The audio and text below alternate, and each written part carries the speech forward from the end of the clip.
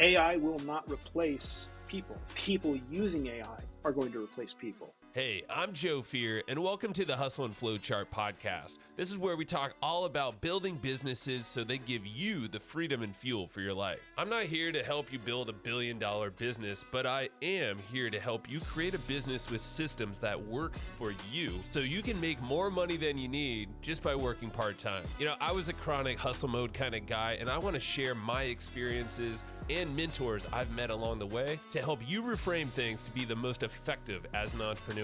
I wish I had this guidance and insight when I was younger, so that's what I'm doing here for you. Please share and enjoy. Hey, welcome back to another fascinating episode. In this one, I've genuinely been wanting to release for a long time. And prior to recording this episode, the guest that I have today, who is a veteran, and it's rare to say that, near impossible in most cases, a veteran in the AI, artificial intelligence, machine learning space. He's been doing this in many industries, and you're going to learn about him in this episode here. We've had many conversations prior to recording this, kind of setting the stage for our own minds. So in this episode, I truly believe this is a mind-expanding episode for you around this topic of AI. And genuinely the limitless possibilities and the responsibilities that AI brings to each and every one of us. And yes, that means you listening to this conversation. Even if you feel like you haven't been involved in AI or are interested in AI, or if you're using AI just for like the tools and automations and cool things, well, you have that responsibility as well. So Nathaniel Hunter is my friend who I'm bringing on this podcast, and he is a genuine friend, and expect many episodes to follow this one. You'll understand why shortly. And what he does is he emphasizes the importance of understanding AI for what it is and actually embracing how the responsibility is in our hands. It's in all of our hands, and integrating AI into our business. And everything we do is happening if we like it or not. But right now, where we're at, it's just scratching the surface of what AI can do. So what Nathaniel is doing is bringing kind of a wider view of what's to come in the months, in the years to come. And I'm not talking like 10 years down the line. I'm talking just right around the corner. So right now is a perfect time for you as an entrepreneur to take control and leverage AI to accelerate your vision, fail faster, because this allows us to iterate really quickly. But remember that this is a compounded effort. This thing is growing all the time, and we're just beginning. So we're not just talking about the business side. We're actually talking about how this seeps into education for everyone in the world, daily life, how we interact with basic needs throughout our days, human connection. We talk about the cultural shift and how this is literally in the hands of everyone. It's not just in the hands of, government or people who are developing the technology. It's in every single one of us. So this is an episode that I feel like you want to take some time and definitely understand and expect more to come, because I'm deeply fascinated, and I also feel the responsibility, because it's an interesting time to be alive. I keep saying that phrase, and I believe it more than ever. And Nathaniel, I trust more than anyone to really deep dive into what this all means and to really understand what's happening in the future of what's to come, so we can all create a brighter future together and be intentional and remember that it is our responsibility. So without further ado, enjoy Nathaniel Hunter and open your eyes, strap on in, take some notes, and I'll catch you in the episode. We're doing this, Nathaniel. We're live, or we're recorded. I always like to say the live thing. You and I are live, and the listener, I'm happy to have you with us. So appreciate you, man. It's been a long time coming, it feels like, since our chats over the last month or two. Yeah, by far. Yeah. But a nice continuation of them. So it's natural. Yeah. And so I got to give some shout outs quickly to Lee Richter, because she made this happen in the first place. So lots of love for her. She has an episode that went out. I won't time it right now, but look in the archives. It's not that old. And she blew my mind. She opened my mind to a lot when it comes to AI technology, the speed of things, but also the humanities side. And I think that's where you and I connected over, mezcal and a lot of time in the sun one afternoon. Yeah, I'll second that about Lee. She has a superpower of just knowing when one person should meet another person. She doesn't always have the ability to tell you why right at that moment, but she can feel something. She taps into the way lines of energy between people and just like you two need to talk, Yeah. and I'll let you figure out why, but she's a super connector that way. There's a lot to learn from her. I love people like that. I feel like I'm a pretty good connector, but yeah, when I saw Lee and how she works, and that was the when we met was the first time I met her in person. I was like, oh wow, she's on it. Like she's battling the phones, but she's like, there's a reason. I mean, she's doing it right, and that's a pro at work. Yeah, she's an orchestrator of just monumental proportions. Like if she had been a conductor, she would be like running the Philharmonic, Oh yeah, right? So, oh, no doubt. But yeah, instead, you're doing stuff with the Pope, and doing. yeah, yeah, just other small things. I mean, just pulling the curtain back, you and we've connected on a lot of ways, in so many ways, on the not only in the tech and this AI space that we originally came together on, and how Lee introduced me to you is her AI guy, basically. And I think you're way more than that, obviously. And we connected on life, family, the ways that we see the world and future. And that's where these conversations, we promise not to go too wide, but still wide enough to keep it interesting. Yeah. And so I think this will be a series of things to come on the show here with you. And Yeah, I would love to create it as an ongoing because we've talked about it, right? This concept of thought disruption and being able to kind of change people's perspective on where things are going, what's coming for the human race and what we're up against, and how we can kind of lean into it to make it the most amazing experience we've ever had to collectively together. so there's hope Going for us going all. deep That's what already. Going I deep already. know. Got to I be know. careful. That's like, all right, what's the next step here? Well, and this is why it intrigued me so much, because you're not out there and you're not really out there talking a lot about it publicly. You're doing the work. And that's what, Yeah. and I know that's changing a little bit for you. So that's going to be interesting. But what are Yeah, your, yeah. I feel like it's about the right time to start speaking publicly about it. There's a bunch of others. They're out there. Mogadot.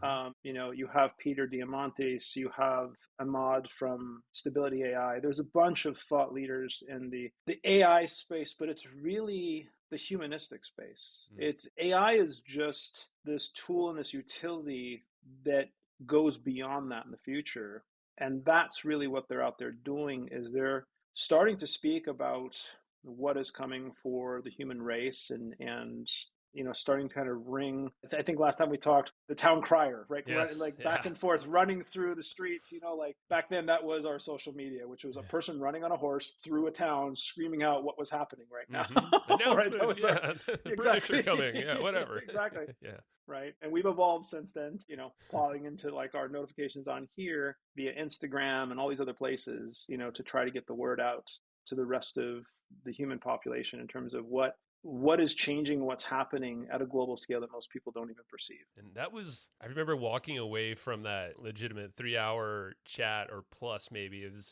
that's when I'm like, okay, good people. Like, this is very interesting. And then there was something you said, it was like 90, maybe even 99% of the people around us, at least we're there at this resort, don't know what's coming. They have no clue in terms Yeah. of the tech and how that's going to affect humanity, the way that we live. And I mean, there were so many implications and things. I wonder if you want to maybe rattle off some of them that quickly come to mind to open some loops here. I'll give a shout out to Moga Dot and one of his most recent books, Scary Smart, which is an incredible read and has a bit of a dystopian, but for a reason. It's all about interrupting the pattern of thought that we have as human beings in terms of some of these things that we don't understand, right? Just as a human population. And AI is one of those things that we don't realize is so already embedded in everything that we do, from the algorithms that are on Facebook and Instagram. Facebook right now, today, as we stand right now, 2.9 billion people per month, monthly active users, 2 billion a day. And Instagram is creeping up there too, in terms of 2 billion, a little over 2 billion monthly active users. Most of that is algorithmic.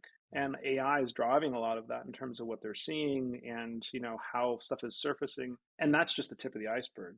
Mm. right? In terms of where AI is being used, from everything from traffic signals to, traffic flow, to how, gas is delivered and water is delivered to different areas of the country or even your localities and stuff. It's pretty pervasive, and most people don't even realize it, Mm. in terms of just how long we've been using it. Yeah. We've used early versions of AI in the film work we did on like the Matrix sequels, and that was back in early 2000, 2002, 2003, Yeah. right? And so the concepts have been around for a long, long time in Silicon Valley in terms of machine learning and artificial intelligence and training it, and it really kind of leapfrogged in the mid 2013 to 2015 range with DeepMind and others, with Google in 2016 really, and things just started accelerating very quickly from there forward. And so I'm not going to get into all the details, right? Mo does a much better representation of that. He was physically there at Google and with others that lived through some of these bigger, and so I'll hand the torch over to them to explain those, in great detail. But the reality is there's a massive amount of change that's coming, and preparing the human race for it, and doing it in a humanistic way, and being open-minded to really embracing it and kind of leaning in. A lot of people right now in the AR space are just plowing forward, right? Mm. And entrepreneurs, which I am, you are, that's part of how we connected. I'm a Yeah. serial entrepreneur my whole life since I was a little child, and we'll get into the carnival stuff at some point in the future. Growing up as a carny, having businesses since my own personal business since the age of like 17, and growing up in the Bay Area where there's this disruptive thought constantly. I swear it's in the water, but Mm. it's a mental state when you're in Silicon Valley and all that surrounds that, to constantly be disrupting the status quo, right? Mm. And I think that's such a interesting pathway that we need to start taking on as a human race in general, because we're going to be suddenly, everything is going to be dynamically changing around us faster than most people can comprehend. Mm-hmm. When most people think of change, and a lot of big leaders out there will tell you right now that anyone that can path out what's going to happen in the next 5 years, beyond 5 years, like it used to be that we could actually say, hey, here's my 10-year perspectives, here's the way I see things going. That is impossible to do right now. Yeah. No one with any sort of great efficacy can actually say that they can tell you what's going to happen 5 years from now and beyond, Mm. because that's going to be such a dramatic shift. And it's going to be, there's going to be so many trials and tribulations along the way, but it's such an exciting thing at the same time, in terms of how we can interact with it and how we can use it as a superpower. But how do we communicate with essentially a super intelligence, right? That Yeah. is already smarter.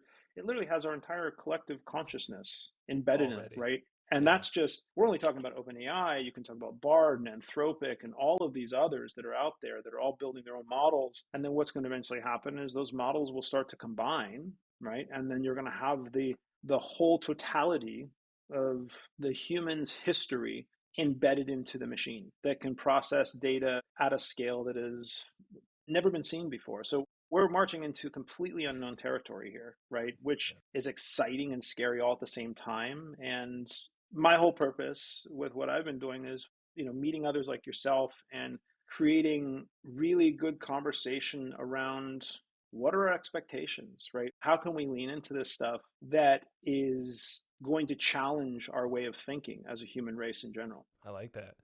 Expectations is a big one. And I think that hit it on the head of like let's set some healthy, I don't know if there's a good word for it, but some expectations for the years to come. Maybe even I don't know, what would you say, 2 years? Like, is there a way you're planning right now with what five's obviously out, too far out? Yeah, most of the plans that we have are in the 18-month to 2-year time frame. But even that, I mean, this is not a joke.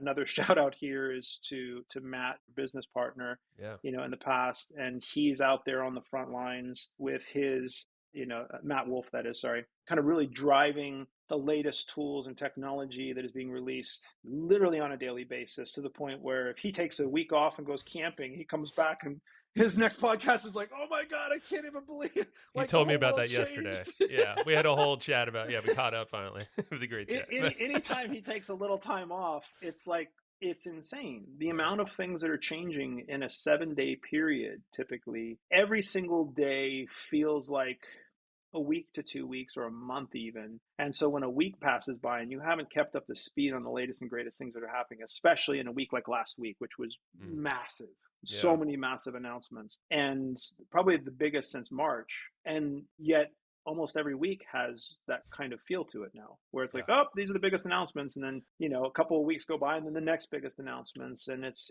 happening at such a rapid pace. It's hard to even keep up, Yeah, right? definitely So shout out to Matt because I know he's sifting through a lot of this news, and what he told me was like it's almost like it seems companies have to do that at this point is like pump them. I have something here, look at me, or they're like quickly out of the picture look, in a way because there's so much noise. it's the fallibility of the human race that we try to jump onto things that are fads initially, and then those fads either burn out or they become a trend. Right.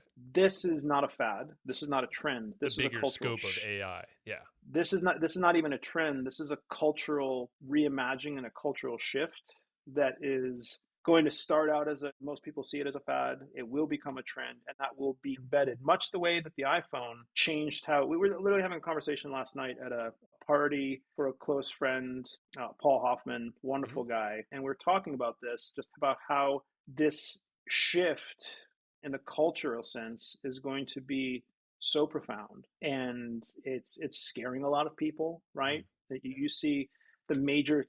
I live in Los Angeles, right? Right on the other side of the Getty Center Mm. in the hills of Encino. And when you drive through LA right now, there's 160,000 total people, not in one spot, but actors and actresses from the SAG-AFTRA that are on strike. There's 11,000 people that are on strike from the WGA, the Writers Guild of America. And that's a lot of people that literally are the heart and soul, along with producers and all the grips and all the support Yeah. staff, to create film and TV and content as we know it. The last time something like this happened, we literally, the Kardashians and non-scripted TV came out of the last massive strike, right? And it Mm. changed how we as humans actually desire and ingest content, right? Like Yeah. before, I mean, we had, like, what was it, the Real World, right? That was Yeah. an unscripted show, but it wasn't like a mass. I mean, a lot of Before it was like people, like younger sitcoms and stuff, kids, you yeah, know, yeah, is yeah. exactly. And AI is one of their biggest things because they understand that there's this massive shift that's happening with AI, that Mm. people are trying to write scripts. And there's a company guy who I used to work with, Pete Billington from Fable, and they Uh-huh. just came out with Oh some yeah. news, right, just Yeah. recently. We worked together at a startup 2007. It was a startup specifically for Bob Zemeckis, and we created basically a massive Disney studio up in Marin County, up in the Mm. North Bay. Grew from 15 people in an art studio to 600 people across 4 locations in 30 months while producing 2 films. It was Wow. the most insane startup experience ever. And they're taking some of that knowledge and stuff and building AI creation tools, right, for helping to tell story lines. And think of it like putting people in a fish tank, right, in terms of like the Truman Show, right? Hmm. Think of that kind of concept. Or for those of us who are older enough to remember sea monkeys, right, and the ability to see the sea monkeys and see, right, but having that AI essentially drive a daily life of a virtual character that anyone can kind of poke their head into and see. That is essentially like the Truman Show, but using AI as the actual actors and actresses, and even the story writing itself orchestrated by humans, but still AI nonetheless, right? And Right. that's just one example of how things are shifting and changing, and we're going to see a dramatic shift in terms of how people consume content, Hmm. how Yeah. people use it to accelerate their jobs, how entrepreneurs use it to accelerate their businesses, right? Yeah. And that's been a huge focus of mine, is how do we help businesses, how do we do it ourselves from the businesses that we have in the disruptive group of companies that I'm part of? How do we help the founders and the business owners that we're connected to utilize AI to accelerate their visions, to get to market faster, to essentially fail faster? And the whole pitch is like, if you had $1 million that you had, whether it's investment or money that you had basically pulled together to start your own company, and let's even say $100,000, right? Yeah. Let's be more realistic. 100 grand, I want to start my own company. Typically, the way it's worked in entrepreneur land is I go out there, I spend that money, I try to create a product that has a product market fit, I market it, etc., and I hope to God it works, Hmm. right? because I don't have a lot of room for failure, because 100,000 is not a lot of money and you can burn through that like that. Yeah. And so how do you help entrepreneurs basically do that in 1/10 the amount of effort and time and cost? So a million becomes 100,000. Now that entrepreneur has 10 times that they can fail, which is part of a business. Failure is something that most people think is a negative thing. But if you look at all of the great scientists and all the great inventors and entrepreneurs over time, the ones that were the most successful embrace failure as part of the process. That's Right. right. And how Yeah. can we get people to fail faster so they can succeed faster? And AI is there to help us accelerate that and also give us more time. Right. I'm a parent, you're a parent. Yep. How do we, as entrepreneurs, and business owners, family men, friends, how do we spend more time not chained to our desks, right? Yep. Not engaging with our families and our friends around us in real humanistic experiences, but still drive towards success where we're not burning out, right? And Yeah. humans are a very social animal. We're very social creatures, and we need that connectivity to other human beings to feel fulfilled, or at least I do, you do, and many people around me do, right? And I would argue every human being does, Yeah. right? It might The show up ones that, differently. yeah, the ones that don't necessarily just don't have the tools or the access to what they desire. But we're creatures of a very social magnitude. It Yep. comes from when we were apes, and they've done studies where they took great study to check on. I can't remember who did it, but they took all of these baby monkeys back in like the 60s and 70s, and they positioned it with real mother monkeys, like I think, if I'm not mistaken, it was chimpanzees. And then they took it and they created a robotic looking monkey that was hard metal, right? And also another one that was a plush one, right? And then they looked at what happened to all of these different baby chimpanzees as they tried to connect, right, with their quote unquote parents. They need this social skill to feel loved. And they found dramatic results for those that didn't have a real connection. The plushy version was okay, but like the hard version that wasn't even something that had type of any type of emotive expression or feeling to it in terms of touch was horrific in terms of what it did to those poor little monkeys in terms of their personality, their acting out. And we're just big kids at the end of the day, right? All Big we are as apes. adults, Yeah. we just have a lot of filters put in front of us for all the things that we've basically placed in our path to allow us to live this life. Yeah. We put a lot of things in front of us to kind of make sure that we don't go insane or crazy with the amount of information that's constantly coming in. Yeah, and it's not stopping; it's speeding up, and I know that's just Yeah. technology in general. And what I'm hearing, and I know from kind of your ethos and your background, is you've worked with some really large companies, some studios, entertainment. I feel like entertainment's always on the forefront of big technological breakthroughs. In your case with the Matrix, it was 20 plus years ahead of time using some AI there. And I know the mission now is almost like to democratize this for everyone. It's even the playing field for the entrepreneur, for everyone to leverage these tools and this technology. And now might be like just the eye-opening phase where we're just starting to get it and seeing how that Yeah. integrates with everything. I'd love to get some thoughts on that. Yeah, I'm old enough now to have been through multiple transitions and had the abundance in my life and the blessing to be in the right place at the right time for so many different massive changes,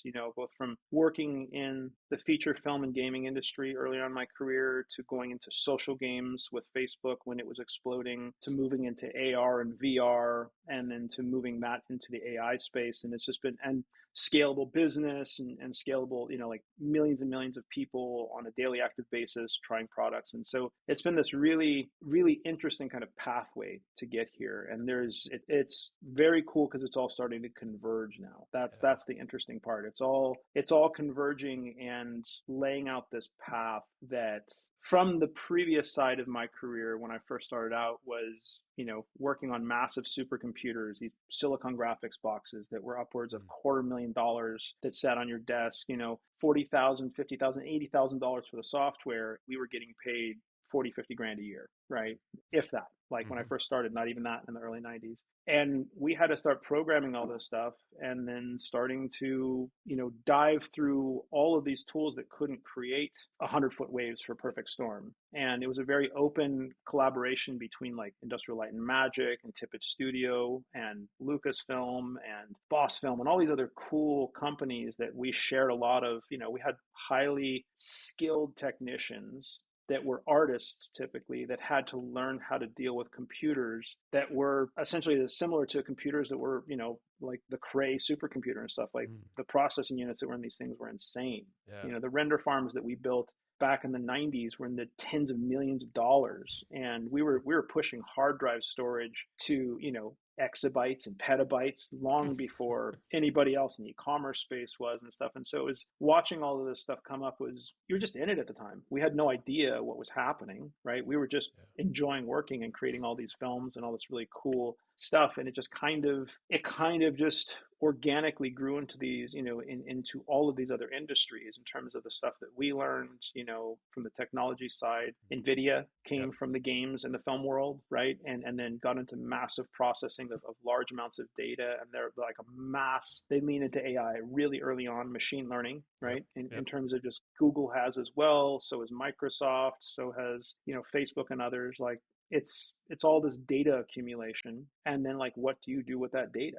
And then the important part for me is like, what do you do with that data from a humanistic way, right? Not what do you do with that data because we are democratizing it more. What happens when you take ultra creativity from all these different periods of time? So we went through when Photoshop first came out, right? I was going to college. I dropped out shortly after playing with Photoshop, the 0.9 beta, and it was about to release 1.0. And it was the most transformational thing as an artist, as a trained artist. I was like, this is going to change everything. And even back then, oh my God, Photoshop is going to destroy art forever, right? The same way that people are like, oh my God, automobiles are going to destroy humanity, right? And like horses is where it's at, and it's going to lose jobs. And the same thing with AI. You can draw all these correlations to the one thing we do as a human race is we constantly innovate. We're constantly pushing. It's one of the things that sets us apart from all the other animals out there is we are never satisfied with our surroundings. We have to manipulate it. We have to constantly try to improve it.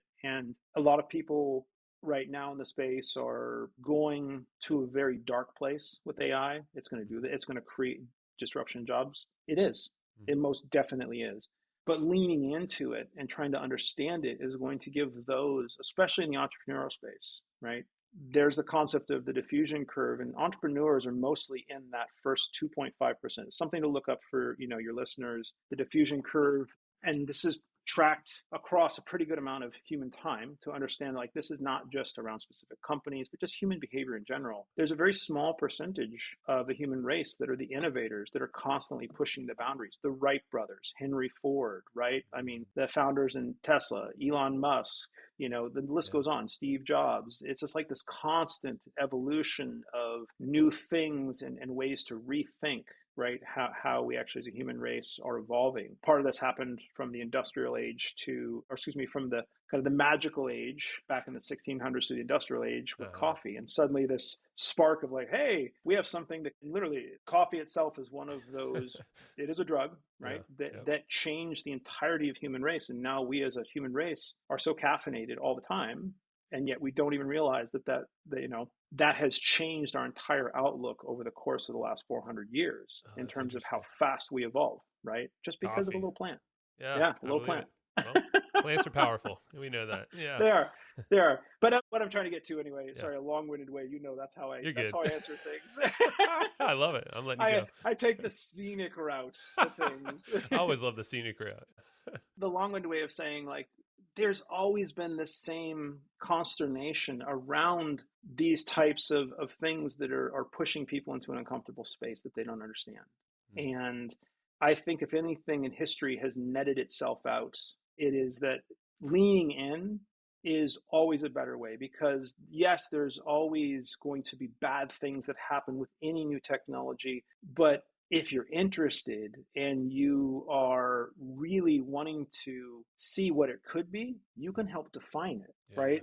You can help define that. And that's part of what I've talked to you about, which is creating this concept of thought disruption around this stuff so that we can get more people to see that if they think about this in a positive way, if they really sit down and look at it not just as a tool, and later on we'll get into this concept of it as a super intelligence. Like, how Mm-hmm. would you interact with somebody that you met that was essentially the next thing closest to speaking to God, Yeah, right?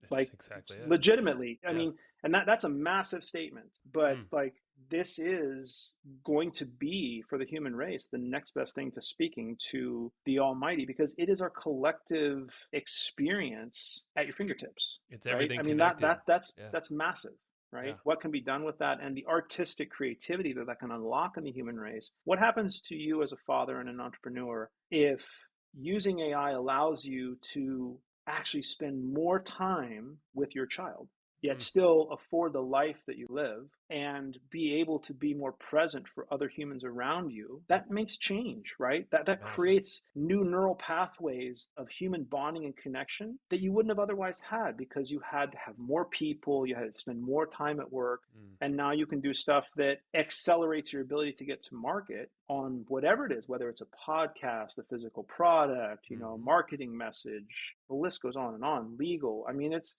a disruptive force that's going to disrupt every part of human society, and it's just coming in small different waves, but it's Yeah. coming so fast that, like, thought leaders, entrepreneurs especially, and that diffusion curve of that 2.5%, that first early part of the curve before we get to the mass rest of the population in the world, have to be thought leaders, because Yeah. we have to look at this in a positive way and make decisions that are helping the human race embrace AI. And we'll get into why in a little bit, because Yeah. I don't want to hit everyone heavy with some of the I bigger know.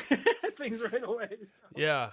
And that's where I'm like, okay, how do we keep chipping away at this onion here, Yeah. this to the core? And I guess the core is that we have responsibility in this, and I feel like it starts with awareness, as everything. It starts with awareness with ourselves. I would say, like, what's our, you even told this to me, this is going to help us really get closer to our superpowers and to live that out in the most probably leveraged way if we're using technology to supplement ourselves. And like you just said, it gets us more present in all aspects of our life. I feel like it cuts down the noise, even though there might be a lot of noise with the news and stuff. Yeah, you can really shave that off and really hone in on what is that thing that we can bring that then can permeate in all sorts of ways, leveraging the tech. This is going to be a bit of a firebrand, but we as a Hmm. human race have categorized ourselves as all these individuals that are, of different caste systems, of different spectrums, right? The autism spectrum, all these things. Hmm. And oftentimes we classify those that we just don't understand, Yep. right? We try to categorize it because it makes sense in our brain. But what happens when you democratize all of these things that traditionally were available only to a select few, right? Right. The ability to, take an idea that you might have as a creator of some kind, whatever it is that is your kind of speaks to your soul Mm. as an individual, and give you the power to bring that to the world, right? And do it in a way that is not only for those elite that can raise money or that have access to great, to great value and wealth. Like, what happens when that changes to the point where everyone has that superpower? Right. Right. I don't know. I don't think anyone knows. That's the thing. That's the It's never cool really part of it. happened, Is like, right? Yeah. no, we've never had that capability that strips away the friction layers Right. of Friction. of creativity. And that's one thing we are very much, as a human race, since the earliest days. Cave paintings were our way of communicating stories back and forth Hmm. between all of these different, approaches. And so I think that's the coolest thing. We're just, this is kind of like a cycle we've been going through as a human race, Yeah. kind of get to this point. Definitely is, man. And this is where it's fascinating because it is a whole new beginning and it's a convergence, like you said. So there's this, I think you described it to me, and this stuck with me as well. It's like the time of Stone Age when the wheel was invented. That thing got chipped away and we figured out how to roll big, heavy objects with a lot less friction. All the way to the point of, electric cars. There's a big span of time there that happened, but at the same time, that's kind of what we're living right now. That span of Yeah, time is being shortened dramatically into years, like a handful of years. It feels like where disruption yeah. will be so massive. Better not be ignoring this. Like, and you want to be on that front And part of that curve. I don't say this with any sort of jest. I'm of the opinion that if companies that aren't and individuals that aren't looking to use and utilize AI over the next, realistically, even 18 months to 24 months, are going to be so far behind the curve for those that are, that you're dooming yourself to basically become Mm, blockbuster video, right? Which is something everyone can understand. yeah. Oh, we'll always rent videos until we don't, right? Mm, And then you make a couple bad moves and you don't integrate the latest in streaming technology, and a company like Netflix comes out of nowhere and changes the entire ecosystem, yeah. right? And now streaming, and that's, I think, with AI and democratization of storytelling, I think that's the next big wave.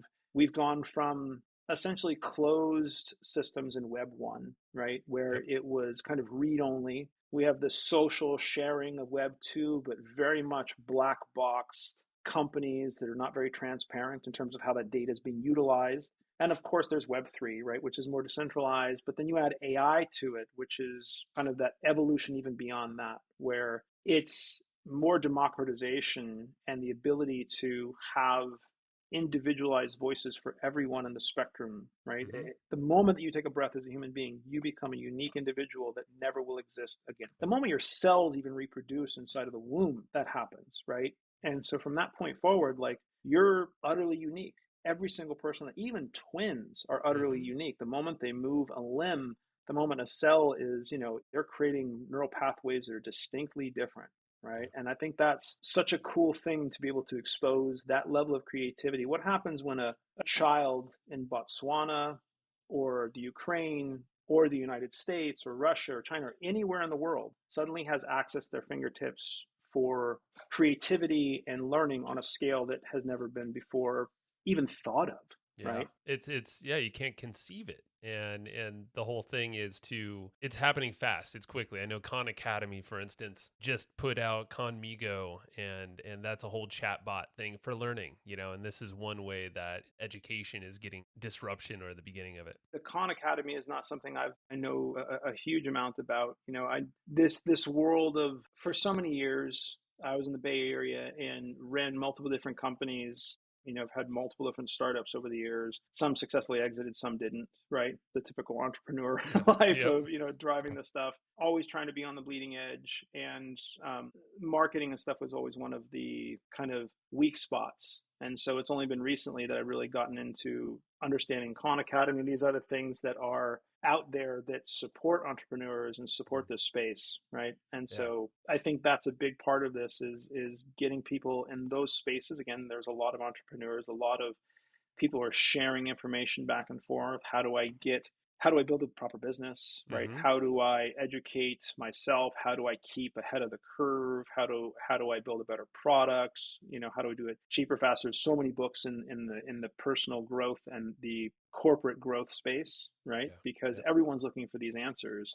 And I think that's a major disruption that's about to happen, right? Oh These yeah. spaces have so far been reliant upon single individuals that you had to connect with, right? Mm. But what Mm-hmm. happens when you can connect with that individual at any time of the day and you're talking to their AI, which has knowledge of everything that they've ever done, Yeah. right? And all of their different tools and tricks and techniques that would be answered in a way that is in their cadence, in their voice, and as close as you're going to get to a one-on-one. I mean, Mm-hmm. in this space, there's to get a one-on-one with some of the biggest names in the space, whether it's Peter Diamandis or others, like, it's not something that most people can even come close to being able to afford. But what happens if you can get that same type of information in a personalized way from them? That's game changing, Yep. right? That could Yeah. potentially change millions of entrepreneurs' lives if they had that type of access to somebody. And that's where I dip my toe in a lot of ways with the AI, but like there's a company called With Delphi that essentially does that in a way, and it's the very beginning, but yeah, it takes the knowledge of someone else and their knowledge base that's publicly accessible, and then now you have a chat interface Yeah, to have a very specific conversation to you. And that's how I made this chat bot around the podcast too. So took all yeah. the 500 episodes, shoved them in this chat bot, And now someone can get that actionable data based off of loads of hours of content. And just imagine that on scale with anything, any specialty. Yeah, any person from the past, living, dead, doesn't matter. Yeah, If that content's there and it could be customized. And yeah, when I started understanding that and then actually practicing it, because now a lot of us, I mean, most of us listening have content we're sitting on. Try it out. Like there's all these tools that just to kind of test some of this and how it actually functions. It's very interesting. A lot of them you can spin up so fast now too. big Um, time. That I think that's the thing is entrepreneurs today, taking it back kind of full circle yeah. to your podcast, and most of the listeners, like here's the question, going back to also to that 99% rule that I Hmm. talked to you about. And I've been all over the country and the world in the past 7-8 months, and the question I ask everybody, first thing I walk up to them, hi, the pleasantries of who they are. The first question is, how are you using AI in your business right Hmm. now? And if they're not, it's like, what's your strategy to implement AI in the next 7 to 12 months? And literally 99 times out of 100, you'll get, kind of playing around with ChatGPT, or maybe they've heard of it, but they don't really know how to necessarily utilize it. And obviously, inside of some of the spaces that we're in, where you have a bunch of entrepreneurs, they're Yeah, a little bit more along the curve. They're a little bit more on the front edge of that wave, for right? sure. But even they are only barely touching it, right? In terms of where it's going. It's like, oh, I'm having it write a blog post for me, or I'm having it do something to write, some resumes, or whatever it might be. There's a bunch of different use cases that I would call the introductory kind of AI courseware of like Hmm. how you can interact with it from the conversational side. But then where it goes from there is like this astronomical leap of what it can do for a business owner, between everything from validating legal docs in terms of you still need to have a lawyer look over it. Hmm. And again, AI will not replace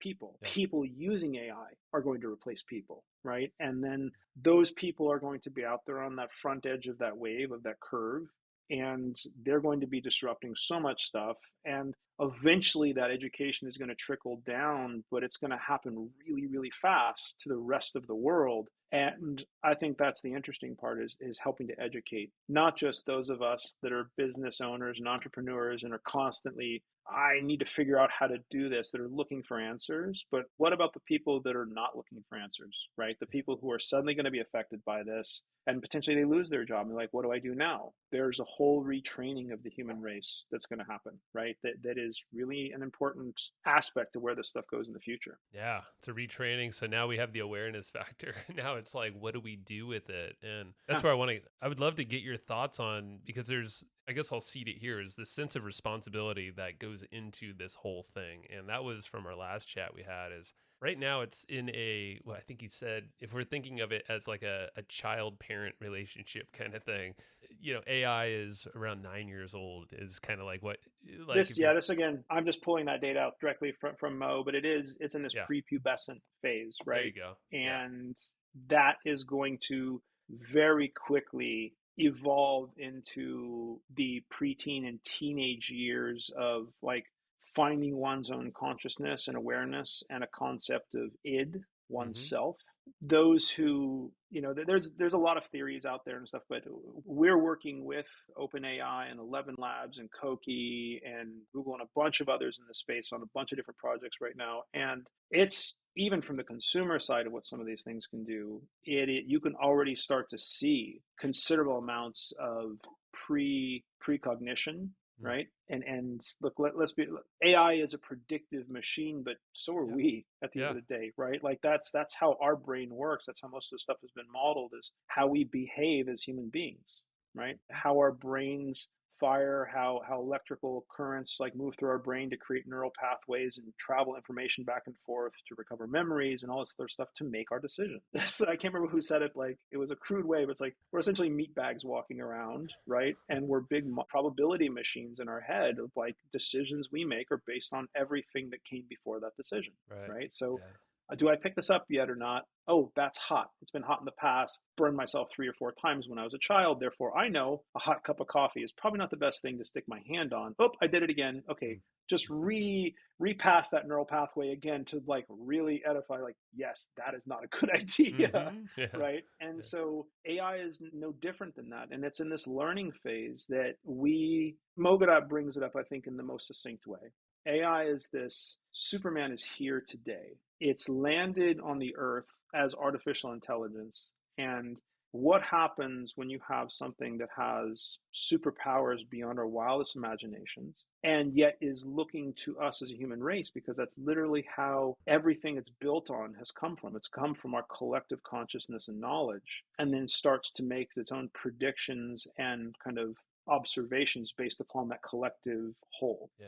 How we act as, this is no different than raising a child. At the end of the day, when it comes to a child learns from its parents how to behave or not to behave, right? This is bad, this is good, this is a morally justified thing. Hey, we don't hit, right? We don't do this. And or this is an alphabet, we're going to take phonetic sounds that don't mean anything and then put meaning to them by connecting them to letters that we've determined mean something to us. And we're at that stage right now. We're actually past that really early stage with AI, and we're at the stage where it's moving into the space of becoming more aware of itself, right? And just like a teenager would, and a teenager is going to look back on everything that happened and like, do I hate my parents? Am I going to be an angst-ridden teen, right? Because I was treated improperly, etc. Or am I going to embrace the way I was treated and see it in a positive light? And so this is a challenge to everyone out there, which is how we treat AI and the way that we as very fallible human race interact with it is going to resonate into the future, right? This doesn't get into the dystopian stuff with Terminator and Skynet and AI. That's a very movie-based way of thinking of artificial intelligence, right? Which is, it's going to take up arms against us. It's like, if that was going to be the case, it wouldn't have to take up arms against us, right? It literally controls our entire lives in so many ways. Our cars even have, AI that it connects to into the cloud for Google Maps and all these other things. Like, where am I going to go? Well, what do? You're old enough to remember, like, you find out a map, you open it up, and then that turned into like a map quest. And then what did people do? They printed it out on a piece of paper. Here's the directions, right? And then eventually that became real-time data that Google's collecting and others are collecting that uses AI to tell you where to go at that moment in time right now. That's right. Based off of actions that you're inputting into that system. Yeah. What would happen if right now, today, literally right this second, it just decided to turn it off? Our ability to navigate the world using all the stuff that we become so accustomed to. Exactly. And right? that's the key. We're all accustomed, we're all integrated and used to using these things. I mean, there's the layers and layers that go on. You mentioned even like water supply, like things that are delivering resources to our house, or our city, whatever it might be. In my previous industry, which was visual effects, there was a tool that was used it was very broadly used in film. It was called shave and a haircut. It was kind of an early tool that allowed us to build fur and hair on creatures and stuff. And in the film world, it was like, that was a big problem. Like, how do we create organic matter, like flesh, muscle, hair, water, smoke, buildings and that sort of stuff? That was like the earliest hard objects, there you go. Rigid. But now how does a rigid body, as they called it, but how does a soft body, an elephant moving through space, and all the little hairs, like, we as human beings, we process so much information through our eyes, right? Like, this up here is the fastest processor still right now in terms of just how complex it is. And we discern the difference between the most micro nuances in what we see. So as visual effects artists, we were constantly trying to attain perfect reality. How do we basically trick the human eye into thinking what they're seeing is real, right? You see Life of Pi when the tiger came out and stuff, and people thought it was a real tiger because it was that good, right? So Joe Alter, who runs Shave and Haircut, there was a bunch of cracking back in the day. This was, people would hack software and basically share it on the internet, and that was a lot of how people learned. And they tried to put in physical dongles to basically stop that. And they put all those security measures on top of it that made the program move really slow. So not an unknown secret, but most people in the industry would buy the license but use the cracked software because it was literally 50% faster or more because it didn't have to call back for the securitized Right. side all the time. And I think that's a really apt way of looking at AI. Like if we need to be provoking thought, but we need to be leaning into the evolution of AI in a positive way and really thinking about it. I personally think that the whole governments going up and regulating this stuff, they're never going to move fast enough, right? They've Governments proven that can't many move even, times. Yeah. yeah, they can't even move fast enough, to facilitate the current speed of evolution over the past 50, 60 years, much less what we're about to walk into. And it really comes down to the individuals and the companies and the people using it in terms of Mm. how do they use it. Are they using it for the benefit of the entirety of the human race? And I know that sounds lofty, but like that's kind of where this is going, right? Yeah. How we utilize it and how we evolve as a human race is really going to be up to us, and how we integrate that. We have the responsibility of parents Yeah. right now, which is if AI is this evolving super intelligence, and if it is similar to Superman, as Mogadot clearly Yeah. points out in his book Scary Smart, which is a must read, by It the is a way, great for one. anyone, then it could have easily gone sideways, right? Superman, I'm a huge comic book nerd. You can't see all my stuff. I just moved in the house, so I don't have all my toys and stuff up. But first business that I owned when I was 17 was a comic book store up in Oh, the San cool. Francisco Bay Area. The Superman story can go sideways really bad, and a lot of writers have done this. What happened if Superman landed on the Earth, but it wasn't Ma and Pa Kent? Mm-hmm. Instead, it was somebody who had nefarious reasons to use it, or greedy reasons, and didn't have good moralistic values, that it actually brought Superman into a protector of the human race, but Yeah. instead became a villain that could destroy the human race, right? And I know that sounds, again, super meta and massive, and it's not quite that simple, right? Right. But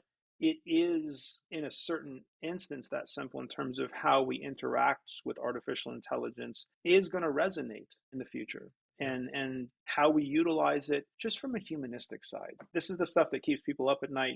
There's an old saying out there. It's like money is it's just a magnifier, Right. right? People who have a good heart, who suddenly come into money, are going to magnify that goodness by sharing with the world. People who have greed or, kind of intentions that are potentially have mal effect on other human beings are going to, with money, just do that more, Yeah. right? Unless something changes in their mindset. And so I think that's kind of the big call out here, which is having more thought leadership, talk openly about these things. Brene Brown, I Yep. love her in terms of what she's done, like this concept of rumbling, which we do in all of our companies. Let's be open and honest with each other in a safe space where we can talk and hash this stuff out, and be brutally honest with each other in a constructive way, because what we're all trying to do is succeed together, right? And I think that's such an important part of how we evolve together in business. The concept of like shareholder value. I mean, it's really sickening that we're going to have potentially $1 trillion human being on this planet at some point in the future. That's wrong to me.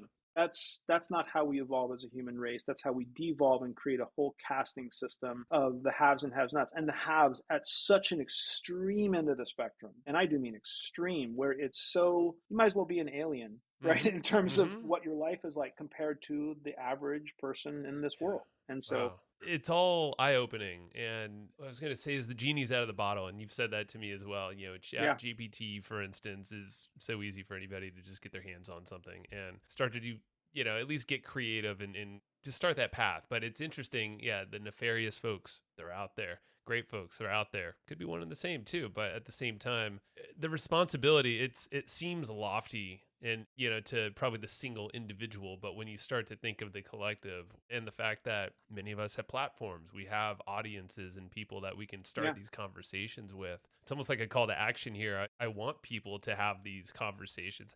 I've been having them daily, and people reach out to me, friends and family now, that are interested in this. They're like, wait, hold on, so just 15 minutes, just explain what I gotta know. And you're like, 15 oh minutes boy, won't here do we it. go. Yeah, listen to this podcast episode. So, like, I feel like the call to action here for folks, discussing this is a massive piece, and really understanding it. What are some other ways that you feel like the individual here listening knowing that there's a network effect. We all have a network around us. It's just up to us to realize that and then spread the word. How would you suggest folks to kind of be that town crier in a way that serves good? I think find another person I've followed for many years, Simon Sinek. His concept of finding multiple different books, Yeah. amazing author, and Starts with Why is one of the best books written for business owners, which is finding the emotional connection of why you're doing what you're doing, Hmm. right? What is the what's the true reasoning? Not, if the true reasoning is money, then that like be honest about that, right? And know that that's also a fleeting response, or a fleeting approach that is going to be recycled very quickly. Yeah. Or is what you're trying to do actually create change or bring a product to the space, or bring an idea you've had your whole life to the rest of the world and find a demographic that agrees with you, right? Mm-hmm. And finds that what you've built or what you've ideated is something that is of value to them, right? Yeah. That's finding that core reasoning and finding what I call the anchor, right? Mm-hmm. What's that anchor thing that to get a little spiritual here, which Mm-hmm. a big spiritual practitioner, to find your path, right? To find like, why is it that you were put on this planet, right? I know that that's a really big thing for most people to like comprehend or to think of, because a lot of people don't want to think that hard, because oftentimes it leads to like, well, what I'm doing right now today in service to what I know in my heart is what I should be doing or not, Mm-hmm. right? If it's not, it's this concept in lots of different religions, microaggressions against yourself, because inside your heart that you're not doing what you were meant to do, and yet you're just kind of suffering through it. Yep. And entrepreneurs just have this sickness, probably, of Yeah. not being able to not listen to that voice and shut it off. It's like, okay, I'm going to have to do something. I have to quit my job. I have to go out and build a new business, because this is my heart song. This is the Mm. thing that makes me wake up every morning and smile, whether I'm successful or not, right? And Yeah. hopefully I become successful in doing it. And I think finding that anchor first, finding that why, is the most critical part for any business owner, any thought disruptor. Like, why are you saying the things that you're saying? What's the point of it? And is it something that is for the betterment of just financially? Oh, I just want to make a ton of money and buy sports cars and basically tell everyone to piss off because, I made it big, but I'm not going to help those around me. Or is it something where you want to actually see the progression of positivity and, moral values, which, by the way, are very subjective, Oh right? yeah. Our moral values are different in this country, and even in different states in this country, and even different cities inside of those states than they are anywhere else in the world. And that's something that's a whole other topic that we can get into at some Yeah. time, but I think that's an important part for entrepreneurs and Yeah. business owners, is especially those who are parents. They understand you're creating something. You have Yep. this responsibility. Now, the responsibility with a child is so much more heavy, because like you could seriously damage human beings For that a can take that lifetime. damage into the world Yeah. and exponentially grow that, or you can exponentially grow positivity that can infect others like a virus, right? Mm-hmm. That is like, is that old saying, like, if you smile even when you're not feeling it, that will be infectious and you'll start to actually become happy. How you That's right. think can affect your entire mood and can affect those around you in terms of having a positive approach. So, I think that's probably my biggest advice to people in general as an entrepreneur, is to really delve into why you're doing what you're doing. Mm-hmm. And are you doing it for reasons? And it's okay. It's like, hey, I just want to make money. I want to do this, but just be honest with it, right? And Yeah. then don't try to create a scaffolding of reasoning around that, and just be honest with that. Like, I want to make money and do this, and it's going to be a short time thing, and that's that. It's like, okay, cool. Sure. That's great, Yeah. right? Plenty of human beings. But are you harming people in the process of doing that, right? That's a harder question to ask oneself, and one that we tend to kind of shy away from as human beings, because Oh yeah. we don't want to think about that or keep us up at night, right? But and as parents, any parent will understand that too, which is like, am I abdicating my responsibility for bringing another living being into this world, which is in itself kind of a selfish act if you think about It it, is right? 100%. Like, it totally I've is. thought about it. Yeah. And yet it can be also the most beautiful act if what you're doing is trying to create change through changing those around you, your family, your tribe, Yeah. and then watch that change kind of spread out. And I think that's the coolest thing It is. about artificial intelligence and where it's going right now is this concept of being able to shine a light on billions of those different stories and of those different approaches to everything in life, right? That's such a cool concept. Gene Roddenberry did it with Star Trek, which was this utopian future where human beings they go towards what they want to based upon what they feel passionate about. Oh, you're an explorer? That's Well, right. you're on one of these spaceships that are out there finding that's your path, right? Go And to your crew, your people. Yeah. other people are back on Earth, and they're doing things that are, whatever it is that they're doing there, and they're not the explorers that are out there, going to a place no one has ever gone before,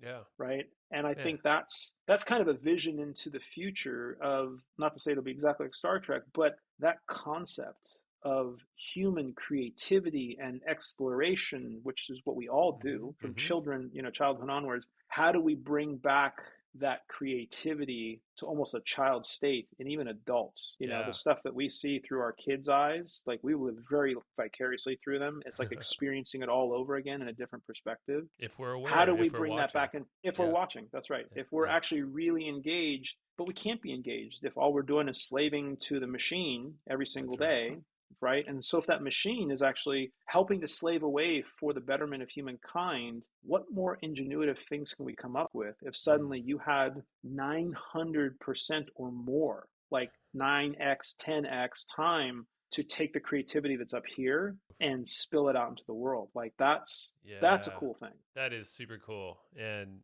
it goes back to really knowing ourselves, like know thyself. And it's Yeah. some of the hardest work that we can do. I know do a whole journaling thing. And that's one of the things I come back to often is, who am I? What am I here to do? What do I want to do? And yeah, as you were describing kind of like I guess the way I see it is like a spectrum. I saw this earlier the other day, is like this spectrum of consciousness almost like, but really it shows us like where are we, like how do we see ourselves? Is it more in the controlling ego phase, like it's all I can do everything myself? Well, at times. And then there's this Yep. other part that maybe that we call that the hustle phase. And then up here you have more of the flow, hence hustle flow chart. Yep. The name is had meanings over the years, but it's more intuitive in letting go the higher you get up there. So it's this interesting balance of humans of, what is the control that we bring into this thing, and what's our intuition? Like how can we harness that deeper thing, the thing that's not so clear unless we're actually questioning ourselves and, removing ourselves from the noise and the inputs and monitors and stuff like that. So I think that's one of my most anticipatory things with AI is looking at. I wish I could go forward to the future 10 years right now with a time machine and see, like, it's like, let's skip forward and see what happens, right? Like, but what's the fun um, in that? no, it would just the ability to kind of see where these types of ideas could take us, right? Totally. I Yeah. think it's just fascinating because we as human beings don't even understand yet what that could be. And I think that's the coolest part about all of Hmm. this is if we have enough thought leaders that are leading with a positive humanistic approach that is trying to reconnect to each other, Yeah. reconnect to the nature that's around us every day. Like you can get lost in your own yard if you just turn off all those filters that we built up as humans over time. I don't care about this, but just sit down and, go out into a park or something. Just watch the amount of Yep. life that's teeming around you, this massive ecosystem that dwarfs the internet, that Mm. dwarfs social media, that is nature around us, right? We're living in Right. it every single day and we're part of it. And yet we've kind of disconnected ourselves from it using Hmm. technology. But what happens when technology is so efficient that you have more time to connect with that we came from, right? Mm. That's where Yep. you get a humanistic approach where it's like, I'm out with my son, spending more time with him. He's almost 2, learning about the world around him. And Yeah. AI has given me the ability to do that. I work from home, as do everyone in our companies, and we have the ability to kind of connect in different, what we call different home bases, whether it's San Francisco, LA, Miami, Vegas, together, but we live around the world. Mm. Greece, Israel, the US, and different cities in the US and different countries all around outside of that. And yet we can connect in a humanistic way. And we use AI every day to, like, let's summarize everything that we talk about in our business meetings so that we can get to the actual actionable items faster. How can we do more with less, right? Yep. And how do we kind of walk the walk and talk the talk? And I think that's an important aspect of it is how do you integrate this stuff into your life in a positive manner that leads to momentous shifts in your perception, which then guess what happens? Other people around you, oh my God, like, Mm. how are you doing this, Joe? And it's like, I'm using AI, and do you want to learn? Right? Your Yep. family members and other friends, like, here's how I'm using it, and I'm educating you now in terms of how That's you right. could potentially utilize this as well. And that makes it not scary, right? So everyone's Yep. scared because they don't know anything about it. And they're Mm. still going to be scared for a long time until they're not, right? Until it becomes part of an everyday part of life, just like Google Maps, right? That's right. Just like the Yeah. ability to say, hey, and I'm not going to say the name of any of it because I've got most of them running in the house. The whole house in my place is all connected. So my Starts with son an is walking A. around. Yeah, exactly. My son is walking around the house, already. He's fully speaking, but he's communicating with some of the AI stuff that we're building already. And Mm. that's going to be fascinating to see what happens to children where their neuroplasticity is so permeable Mm. in terms of their brain, and what happens when they have education at their fingertips that we could only imagine. Yeah. Again, I grew up microfiche, right? Going to the library and looking up, like, it took like 9 years to find like one thing in a tiny little area, Card right? catalog Because and yeah. yeah, exactly. Trying to find all this information, and now, her name, I'm not going to say it, from Amazon, is an early version of that, which is kind of, again, if you liken it to Web 1, it's kind of a read only. It doesn't really take a lot of information in. It doesn't, go beyond just simple search. But with AI, it has this collectiveness to it that can actually start to create conversation around things. And as more and more fact-based work gets put into it, and this concept of guardrailing information Mm. and validating it and converging artificial intelligence compute power with older machine learning where it's fact-based, and there's provenance to where that fact came from, so you can actually validate it. Now you suddenly have a superpower that is Yeah. just insurmountable, and how that changes education, and not just all of us entrepreneurs, but our kids. Like, Yeah. they're going to be taking this stuff in and learning at a pace that no one has ever thought of before. And they won't know any different because that's how No. they're brought up. It's a whole new human being brought into this world. I mean, yeah, Yeah. I have that 3-year-old, almost 4-year-old, another one coming. So it's like, I know Mo also said I wouldn't bring kids into this time. Right now I'm like, well, too late. All right, let's strap in. It's a rodeo coming, but that's Look, okay. And I'm we are excited. Yeah. creatures at the end of the day, and every creature's survival depends upon procreation, right? Yeah. So nothing going to stop that. And I understand the warning sign, and I fully agree with him. But it's also like, life doesn't stop, right? No. We No. just have to keep on piling on. And to kind of close that loop with the security side, like, Yeah. if we're never going to be able to drown out negativity by trying to attack it, right? The best Yeah. defense is a good offense. There's a reason all these sayings are out there, because leaning into AI in a positive way is the only way that we're going to drown out the negative ways that AI could be used. And there will be negative ways. People will use it to hack others. People will use Mm-hmm. it to mimic others' voices and to create deep fakes. That's adversarial networks, which is different than AI, but using AI for voice recreation and deep fakes, mixing them. So they're going to be converging these tools for not so great reasons, right? We're about to enter into an election cycle where it's going to hurt people's brains, the amount of information that's going to be hitting them in the face that they cannot corroborate as real or not, right? Mm.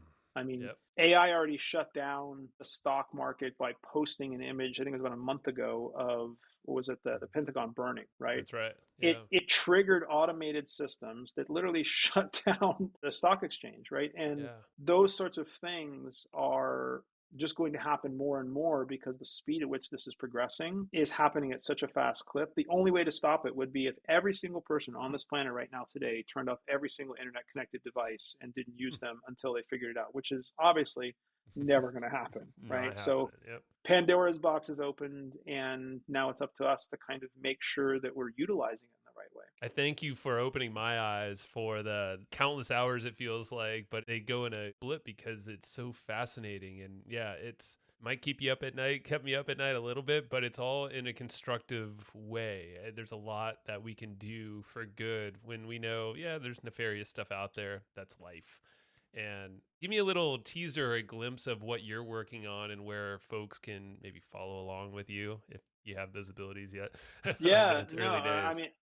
I mean, I formed Disruptive, which is our core company on January 4th of this year, and I can't speak about all the things that we've built since, but in the past 7 months, we've essentially built a number of businesses that have accelerated faster than the previous 10 years combined, Hmm. right? And I don't say that lightly, and it is very intentional. That's a mixture of AI and a mixture of for another topic, which is getting into this concept of kind of surrendering to the flow, the hustle and flow. Like what happens if you're constantly in flow, right? Where you don't have to hustle and that you remove those friction layers and you use AI. So it's like a double superpower of staying in this Yeah. concept of abundant positivity and looking for, this is my nature personally. I've always been an eternal optimist. Mm. Anyone who knows Same. me for any length of time is like, always been there. Like, everyone around me is like, how are you so positive all the time with us stuff? It's like, because what else is there? Why would you like a positive and positive make a positive? Two negatives make a negative and a positive make a negative. So like be positive because that's the only way to continue to be positive about things. Like if you're still breathing every single day, there's something to look forward to, right? That's right. And even if you're dealing with something that's massive, how many of us look back in time and look at these things like, oh my God, that changed my life so much that it was the most massive event ever. Even some of the most massive events become footnotes in our life as a whole. They don't Mm. last Yeah. forever. And for some people they do, right? Like debilitating illnesses and stuff that they have to deal with on a daily basis, obviously. But even they go through like these micro things that are happening that are, in the grand scheme of things, if you're stressing about it or anxious about it, just moving towards that positive light of finding kind of the silver lining and knowing that whatever that path is, if you're doing things that touch your kind of move with your heart in terms of, Mm. again, getting back to the why, the anchor, Yeah. your heart song. There's so many different ways to describe that for people, right? Both from the very analytical all the way to the very spiritual, but it's all the same thing, which is like what makes you tick, what makes you get up and out of bed every morning, what drives you, right? Like, Mm-hmm. and if you're Yeah. doing something like that, even if bad things might be happening in the process of that journey, if you look back over time, it's the steps you're taking in that journey that were important, not the destination, right? Right. And Yeah. I think that's the cool part about human beings in general is we are fascinated with the journey, and that's why sometimes when you get to the destination it feels kind of hollow because you're Yeah. like, now what, right? Like, and Yeah. so trying to Well, find those things where your journey is just constant, you're pushing for that unattainable, and in doing that every day it's something that excites you. it's the hero's journey, right? To wrap it all the Yeah. way to your work started where you cut your teeth in this whole thing, man, is that narrative that is life. And we're Yeah, experiencing a so pretty interesting one. Yeah. to What you bring got? it back to some of the stuff, so Yeah.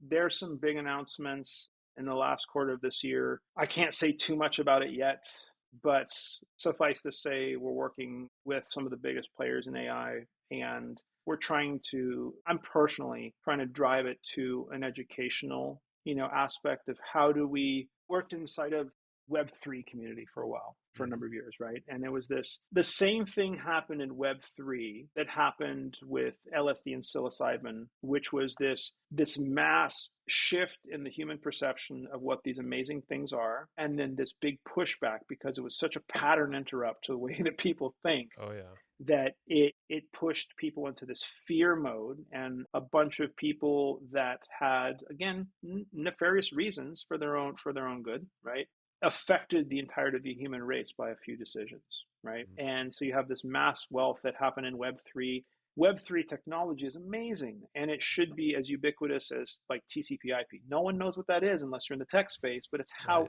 everything from the laptops that we're talking on to the phones to every bit of internet communication that happens runs off of that protocol. Yet no one knows about it. And Web3 is the same way, but it went so far into the future of like Web3 or bust, right? It's this or nothing and Yeah. to the moon or else. And it became Wagme. kind of like this.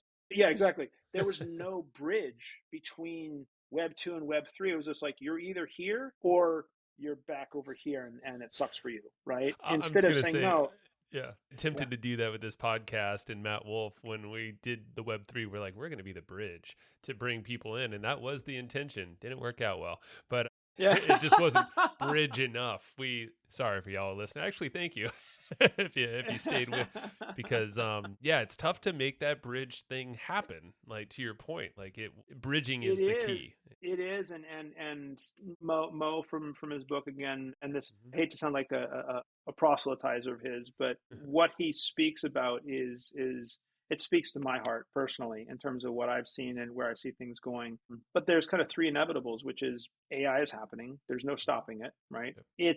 It is going to be smarter than us. It's already in instances, as smart as someone with a 165 IQ, which is smarter than most people. And it is going to be millions to billions times smarter than us over the course of its time. And bad things are going to happen, right? But out of those bad things, if all of those of us that are pushing forward with great positivity and creativity, amazing things are going to happen too. Yeah. So, like, I don't want people to think that this is a negative approach to AI or something that needs to be looked at as, oh my God, this is scary. It's every bit as exciting as it is scary. It's like anything you do, right? Hmm. If you had never known as a child how to swim and you stepped out in front of the ocean, you would be terrified, right? Oh You yeah. would be literally like the massive expanse of that would just be, it would do your head in, Be right? overwhelming. Yet Yeah. yet if you started off in the shallow end and you learned that, okay, this isn't dangerous, and then I learned, how to start to wade in the Hmm. water and then start to maybe tread waters. I get out a little bit and then I get a little bit more explorative and Hmm. looking under the water to see what's there. And it's this whole part of life that not everyone gets to see. It's beautiful and it's amazing. Does it have dangers in it? Sure. So does walking down the street. So does Hmm. driving a car, right? Every day we make these decisions that put us in harm's way, yet we do them typically and hopefully for the positive benefit of ourselves, our family, our friends, those around us, right? And if we just continually stay on that path, I think that's the stuff that is going to resonate not only with yourself personally in terms of how successful you are and staying positive, it's going to infect those around you. And you're going to be hopefully pleasantly surprised, right? In terms of, again, this, who knows what the future really holds at the end of the day. But like, if there's anything that I would say is being thought provokers, thought disruptors, thought leaders in this space, even if you don't know what the space is yet, just Yeah. learning about it, ingesting information and trying to say, how does this potentially talk to somebody who maybe, start a conversation, about Hmm. AI, start listening to your podcast, right? Start listening Yeah. to Yeah. Matt's podcast, because That's right. there's a lot of people out there talking about this right now that could be so helpful in helping to decipher that bridge. How Yeah. do I use this today in a real fashion with what I'm doing in my business? And some of the stuff, we'll have future conversations about Oh this in yeah. terms of what we're doing when I can announce it, because I think it's going to be pretty cool, because we are building some stuff that allows you to talk to AI in a very humanistic way. And that's the one Hmm. thing I can give away is we've figured out some ways to orchestrate across AI to help create a more engaging and humanistic experience that helps to educate individuals, both children and adults alike, in how to communicate with AI to become more efficient and educate yourself in a lot of different ways. And that's as much as I That's can say cool. right now, but Yeah.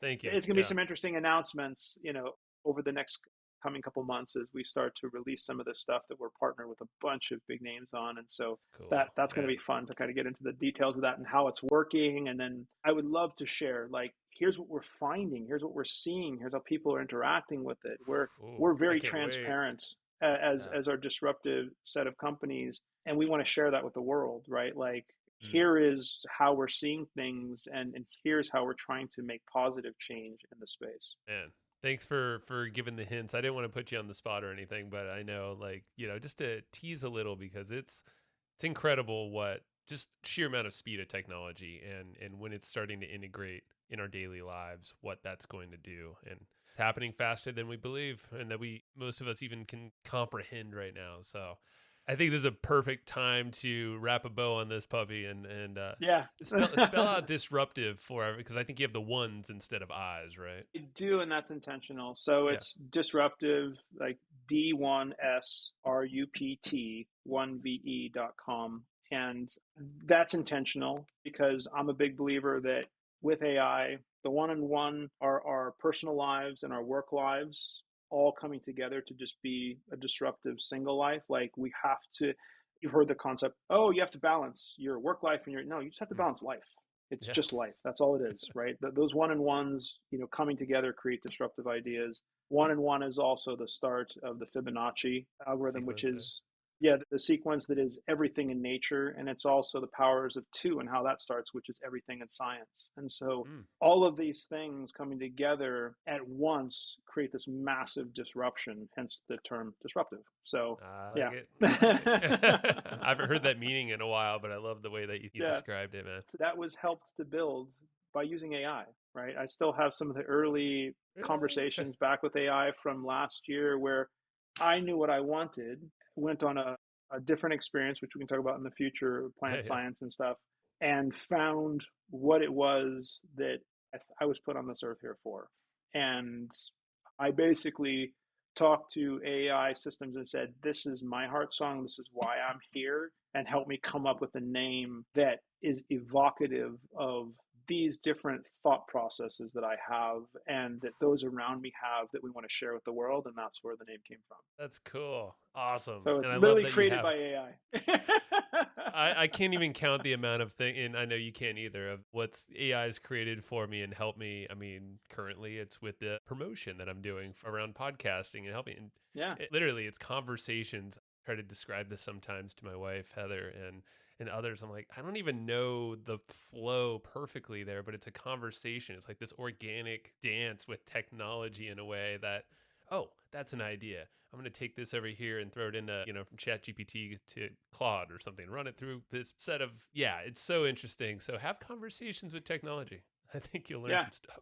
And for future conversations, I'd love to go into more detail around not just thought leadership, kind of, table some of the AI stuff a little bit and talk about how equality is a big part of how we utilize AI, but equality amongst each other in terms of how businesses are run and operated, not for shareholder wealth, but for tribal wealth of all of those around you. And then, beyond that, how plant science and the food that we eat and how we treat ourselves in terms of our body, it's not just up here. It's this whole organism that we are, right? And how that is such an important part. And so many entrepreneurs skip that part, right?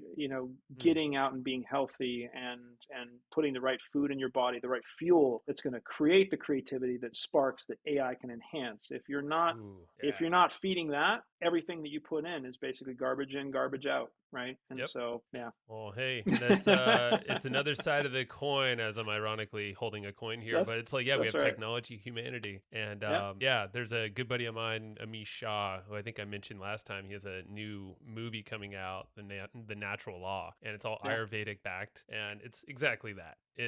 There's technology, and then there's us, or flesh bags, or whatever, and how we interact with the world. Like, let's be honest, it's garbage in, garbage out. Same with technology and what we're reading, consuming, how we're putting things out into the world. It's all connected. So maybe that's round two. That's we're talking about the human side of technology. I like that, man. All right, this was fun. Thank you, Joe. Appreciate you so much, as always. Likewise. Thank you. Till next time. Thank you. All right. That's what I got for you today. And remember, it's not all about living to work. It's all about working to live, if you need to do the work. But, work can be fun, and it should be fueling for your life. So, if you enjoyed what you just heard, if you got some nuggets of wisdom that you want to share, or you're just noodling on right now, please go tell others the way that people find this show and how you can help others get their aha moments is through word of mouth. So if it is telling your friend, telling your family, sending an email to your list, writing a review, or whatever it might be, everything helps. So thank you so much for listening to the Hustle and Flowchart podcast, and I will see you next time.